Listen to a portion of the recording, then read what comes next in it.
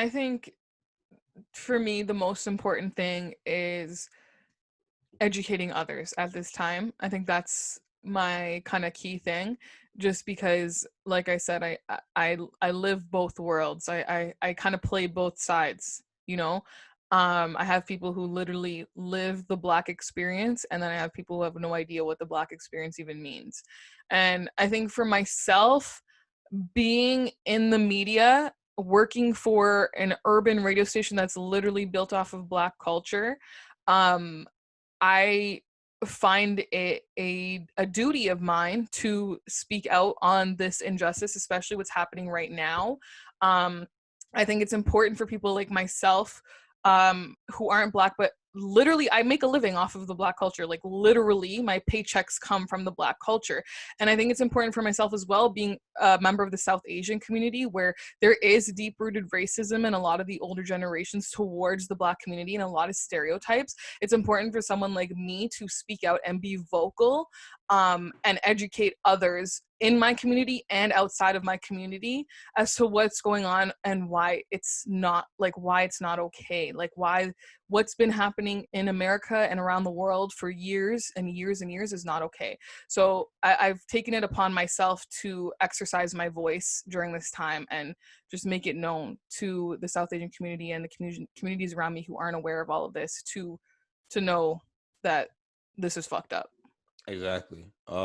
And then we about got like 6 more minutes left. Mm-hmm. I just want to say that there's a lot of celebrities that stepped forward and spoke on or use their platforms to speak towards the injustices that are going on and actually co-signing a lot of the anger that people are doing, a lot of anger that people are seeing, and people that like Tory Lanez is like, if you don't understand why people are looting, then you're not understanding the energy, the anger towards the people. But I mean, oftentimes me and my friend from LA, Terrell T, like he's saying like, I don't think Black people are really looting as much as you Mm-hmm. think. Like I think it's just a lot of them might be just finding the opportunity just to see if like once a few doors are cracked open and shit like that, it's like fuck it, I'm here for a protest, but let me hit a lick as well. But Exactly. Someone even posted something about like it's the teenagers who are the most impressionable.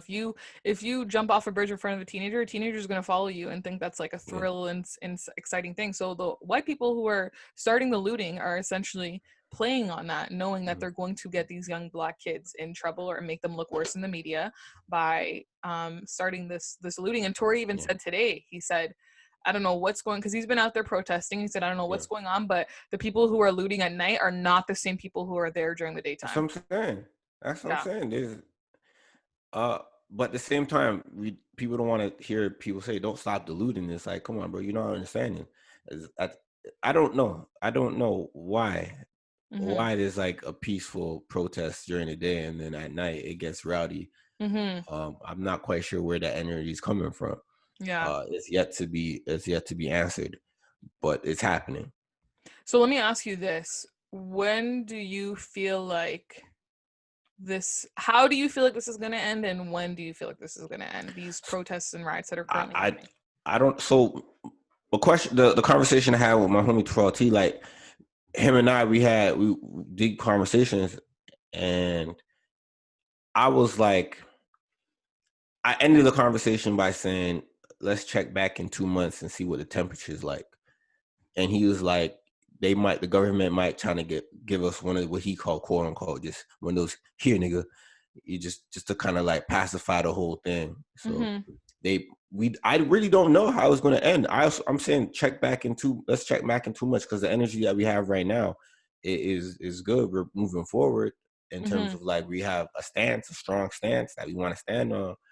But like in 2 months, are we still going to be had the same type of energy in terms of it's the longevity that gets the things done? It's like, yeah, we might be loud and proud and strong now, but like in 2 months, we gotta keep that momentum up just for serious change to happen. I know that even if we're not protesting and stuff like that, we still need to be vocal Mhm. in whatever type of capacity in terms. But we can't let the new hot thing, the new hot controversy that pops up in the media cycle, and let that deter us from what is actually going on. Because the media cycle for the last 3 months, we're talking about COVID every 2 minutes. But now they Mhm. got this whole, injustice stuff that they were able to report. So allow them to, continue to report on these injustices as long as possible, Yeah. so that more and more people of the general public are aware of what's going on. Yeah. Yeah, I have no idea what the outcome is really going to be, to be quite honest with you. I'm hoping for the best possible outcome, and getting these authorities accountable for their actions and their inexcusable murders. But I honestly don't know, and I honestly don't know when this is going to be over. I think it's going to get a lot worse before It it has to gets get any worse better. before it get. Yeah, that's what it is. Yeah. You have to hit rock bottom before we able to come back up. So burn this So, motherfucker down, man. I mean, yeah. it's different in America. It's crazy. In Canada, we have what you call covert racism at times. Mhm. So it might be hard to distinguish what's going on, but Yeah. this shit's happening. I saw a really great caption on Instagram. This artist Scotty Four Eyes, you know him. Yeah. Um, he posted this caption that really resonated with me, and it was a long caption, but basically it was, he never thought, he's a black man. He never thought he experienced racism in Canada before. Never been called the N-word, things like that.